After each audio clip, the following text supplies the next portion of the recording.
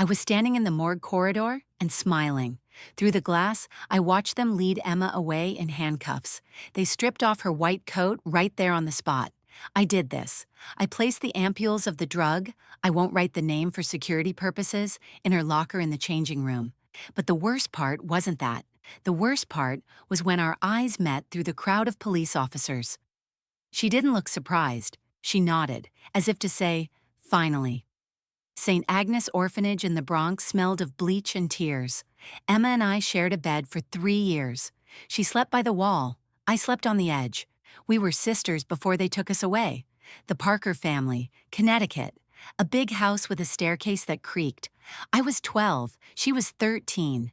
The first month we held on to each other. Then Mrs. Parker started comparing us. Who was more obedient? Who was smarter? Who deserved love? Emma became the perfect daughter. I became the shadow. And then one day, the adoptive mother's necklace went missing. They found it in my backpack. I swore I hadn't taken it. No one believed me. Emma was silent. She stood in the corner of the living room and remained silent as they took me back to the orphanage. 15 years later, I am Casey Morgan, lawyer at the Mayo Springfield Clinic in Ohio. A new last name, a new life, the same old pain. And there she was. White coat, name on the badge, Dr. Emma Parker. She didn't recognize me, or pretended not to. I started small. Emma worked as an intern in the emergency department, 36-hour shifts, coffee in giant thermoses, bruises under her eyes. I would deliberately forget documents in the chief physician's office so she would have to run around for signatures instead of doing rounds. I changed the duty schedules, slipping her double shifts on Fridays when the ER was overflowing with alcoholics and overdoses. She grew tired and started making mistakes more often. The first incident, a wrong dosage of antibiotics for an elderly patient. Not fatal, but serious. I altered the calculations in the electronic chart while Emma slept at her desk in the residence lounge. She noticed nothing. I watched her. Emma became friends with me without recognizing me. We ate lunch together in the hospital cafeteria. She talked about her childhood, about her happy family, about how hard it was after the orphanage sister stole money and disappeared. "You have no idea," she said, spinning a glass of Coke, "what it's like to believe in someone and then be betrayed." I agreed, chewed my salad. Inside me, something burned with a black flame. I went deeper into her life, visited her at her apartment on the outskirts of Springfield, saw the photos on the wall, Mr. and Mrs. Parker smiling. No traces of violence, no scars. Where was the truth? Where was the girl who betrayed me for a warm bed? The plan ripened. Our clinic has strict control over heavy drugs. I had access to the warehouse as a compliance lawyer. Pause. I began to seal ampules with shortages. 1 ampule per week. 2. I logged them to Emma's account, forged electronic signatures using her password, which she naively left open on the computer when she rushed to an emergency call. She trusted me. She called me her only friend in this hell. "Casey," she whispered one night in the residence lounge, "do you believe people can change?" I looked into her eyes, tired, kind, nothing like they were in childhood. "No," I answered. "I believe they just wear good masks." That night, I took a whole box of the drug from the pharmacy, put it in the bottom drawer of her locker, the one that didn't lock because the latch had been broken for 3 months and she never reported it. I knew the date of the inspection. The medical commission would arrive Thursday morning.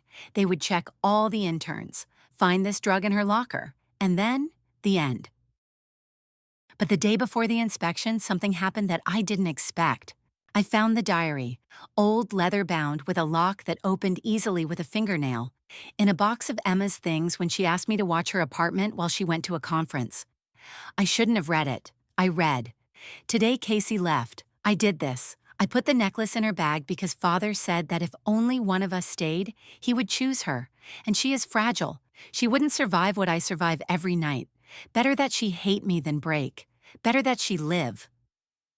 The page was wet, from tears old or recent I didn't know. I sat on her bed and trembled. She saved me? I didn't have time to process. The phone rang. The inspection had been moved up to today. I threw down the diary, rushed to the hospital, but it was too late. When I burst into the changing room, there were already people in white coats and suits standing there. They held the box, my box, with the drug. And Emma stood by the window, pale, calm. She looked at me and smiled. "Finally," she said aloud. I froze, not breathing, listening. They took her away before I could say anything. Not to the police, yet to administrative isolation. Internal investigation.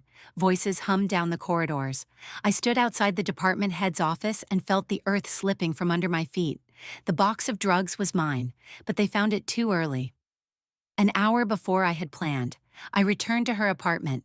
The diary lay on the bed, open to the same page. I read further, page after page, year after year. Father beat me with a belt when she left, but better me than her. She laughed so much in her sleep. I kept her laughter. Mother knew. She was silent. I was silent. It was a deal. My silence for her toys, dresses, college. I bought her future with my pain. I became a doctor to atone, to save someone else as I couldn't save her. But I see her everywhere, in every patient with bruises, in every girl from the orphanage. The last entry was dated yesterday. She is here, Casey.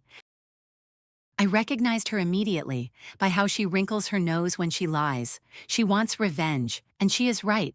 But I can't tell her the truth. She won't believe me. She needs to do this. She needs to release the evil. Otherwise, it will eat her from the inside. Let her destroy me. I deserve it. I dropped the diary. She knew, all this time. She let me set her up. She drank my poison like taking medicine. I ran to the hospital, through the rain, through red traffic lights. I needed to see her, stop her, tell her I believed. The administrative office door was locked. The secretary looked at me with pity. Dr. Parker was taken half an hour ago. To the precinct, she confessed. To what?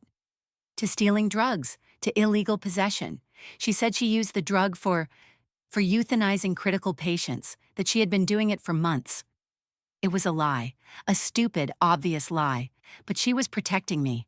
Again. I burst into the chief physician's office, demanded a review. I had evidence. I could show that the signatures were forged, that I had access to the warehouse, that I was the criminal. I froze at the door. If I speak the truth, I lose my license, my freedom, everything I've worked for 15 years since the orphanage. If I remain silent, she goes to prison, forever, or loses her medical license, the only thing she has left from the Parker family. I stood at the crossroads and felt the noose tightening. The phone in my pocket vibrated, a message from an unknown number. Don't say anything, I chose this. Goodbye, don't look for me again. I rushed to the window. Below, at the service exit, among the sirens of police cars, I saw a figure in a gray suit being led away. She didn't resist. Update 1, I haven't slept for 3 days. Emma is in custody. Bail denied, flight risk. Trial set for next week. Charges: possession of drugs in especially large quantities with intent to distribute. Plus those ridiculous confessions about euthanasia. Her attorney, court-appointed, called me, said she was refusing defense, that she demands to plead guilty on all counts. She's strange, your doctor, he said, as if waiting for execution, not prison. I know what she's waiting for. She's waiting for me to come, to tell the truth, or to finally accept her sacrifice and live happily, as she wanted 15 years ago. But I can't. I cannot let her become a martyr for my peace of mind. I will gather documents. CCTV footage, where I enter the warehouse in the evening when there should only be day staff. Handwriting analysis. Yes, I forged her signature. I'm a lawyer. I know how to do it forensically. I will write a confession. Maybe I'll write back to you how it went, but I can't promise. Update 2. Okay, I don't know where to start, but I need to write this down while I can still hold my hand steady. I'm writing from Casey's laptop. She is in custody now, and I was released on my own recognizance. They think I'm a victim of circumstances or something like that. Ironic, yes? I saw her today, at the courthouse. I arrived an hour before the hearing, sat on that stupid bench in the hallway, and fiddled with the edge of my bag. She arrived exactly at 9:30. I heard footsteps and looked up, and nearly lost my breath. She looked grown up. Not that orphanage girl I remembered, nor that exhausted lawyer from the hospital who hid behind stacks of papers. She was stately, straight back, hair pulled into a tight bun, a gray suit that clearly cost more than I earn in a month. She walked confidently, looking straight ahead, and I thought, there she is, Casey Morgan, successful lawyer, a woman who knows her worth. But I saw how her fingers trembled when she held that envelope. I saw that she was pale under that makeup. She approached the judge's secretary's desk and handed him something. An envelope and a flash drive. Said, "Urgent, affects the case." Her voice was steady, but I heard how it cracked on the last syllable, like in childhood. I understood immediately that she had come to confess. When I was called into the chamber, I entered and our eyes met. She looked at me, and I saw in her eyes the same thing as 15 years ago. Then, when they were taking me from the Parker house in a police car? No, then when they were taking her. I remember that day. I was 13, she was 12. In the Parker house there was noise, shouting. Mrs. Parker sobbed, holding her stupid necklace. The police arrived quickly. They took Casey by the hands. She didn't resist. She just stood and looked at me. I stood in the corner of the living room, behind the curtain, and was silent. I wanted to scream. She's not guilty. I put the necklace in her bag. I did everything. Take me. Leave her. But I couldn't catch my breath. I just watched as they led her to the door. She turned around once, looked at me. Today in the courtroom, she looked at me the same way. And when the judge began the hearing and when she was asked to testify, she stood up and began to speak. She spoke clearly, to the point. No fluff. Told about the orphanage, the Parker family, how she had planned revenge for years. She showed documents, CCTV prints where she entered the warehouse. She said, "I forged signatures, I stole drugs, I framed Dr. Parker." She said, "I am the criminal." And then she said the phrase that broke my heart. She said, "Better they hate me than break you." Those were my words, from the diary, from that very day when I decided that it was better for me to stay in the Parker family hell than for her to end up there. She read them and understood everything, and now she was repeating my act but in reverse. She was giving her life for me. When she finished, the prosecutor was puzzled. The judge looked at the papers for a long time, and then two police officers entered the chamber. They approached Casey. I saw one of them take out handcuffs. They clicked onto her wrists, and that sound was so loud in the silence of the room. I don't remember how I left the courthouse. I only remember that I got on a bus and went to her house, to her apartment. I have keys. She gave them to me when we were still friends before all this. I'm sitting in her kitchen now, drinking her tea that she bought at that supermarket on the corner, and writing this. I won't let her go to prison. I won't let her spend years of her life atoning for my guilt. She thinks she's doing the right thing, that she's protecting me as I tried to protect her back then. But I'm no longer that 13-year-old girl who was afraid of Mr. Parker's belt. I'm a doctor, I'm an adult woman, and I will fight. I have no money. I'm an intern. I earn pennies. I have mountains of student debt. But I will find money. I will sell everything I have. I will write to Mrs. Parker. I will ask for her help. I'm not proud. I don't care about my pride. I will hire the best lawyers in the state. I will knock on every door. I will beg. I will work 36 hours a day if necessary to pay for her defense.